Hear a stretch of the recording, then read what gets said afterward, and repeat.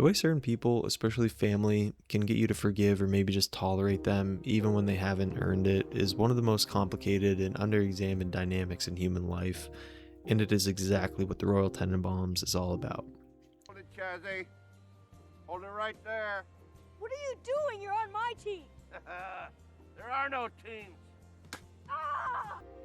Usually forgiveness, when we discuss it in terms of self-help or personal growth, is framed as something you do for yourself. It's a way of releasing the burden of someone else's failure or whatever so that it stops holding you back. But in the Royal Tenenbaums, Wes Anderson finds something stranger and more interesting.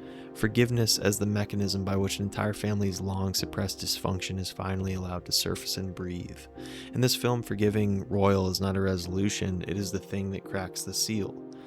Royal, the self-proclaimed patriarch, and by his own admission, a terrible father, by some paradox that the film never stops interrogating, is the person whose return sets every one of his children on a path towards something like healing. The film is told in its own language for the first frame. There's a prologue, a narrator, and this sense of having opened a book about people whose inner lives are just slightly out of reach for the audience. The exposition is elusive rather than declarative. We get these glimpses of something deeper lying just beyond the mundane, like Richie watching Margot step off the bus to Nico's These Days. The film withholds the full picture on purpose. It begins as a portrait of child prodigies, and the emotional wreckage that is accumulated in each of them is a direct result of their father's sustained failure to be a decent parent. But it's told in large part from Royal's perspective, which complicates our relationship to what we see.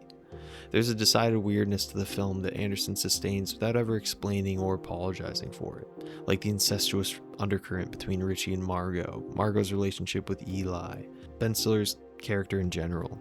The family operates in a register that exists slightly outside of normal human emotion. They accept each other at a level so deep it has become structural, so deeply integrated into how they relate to each other that they can hold enormous resentment and enormous love simultaneously without needing to resolve the contradiction. If that's not family, I don't know what is. And Royal, at the center of it all, is accepted too, eventually, not because he has fully atoned, but because he's their father, and that fact doesn't become less true just because he was bad at it. There's so much emotional depth implied in every relationship that what we witness over the course of the film feels like a glimpse, a brief interval in lives that have been going on for a long time and will continue going on after. That is exactly why the epitaph on Royal's headstone, died tragically rescuing his family from the wreckage of a destroyed sinking battleship, is such a perfect final note. It is how Royal would have wanted to be remembered. It is also, in some sideways, imprecise sense, not entirely untrue. He did bring the family together, even under false pretenses, and the act of them being together did precipitate change. Whether that makes it redemption is a question the film leaves open. What the film confirms, though, is in the characters themselves by the final act. Richie is teaching tennis again. Margot acknowledges she's unhappy with Raleigh and returns to writing. Chaz finally admits he needs help after his wife's death, the grief he has been running from catching up with him.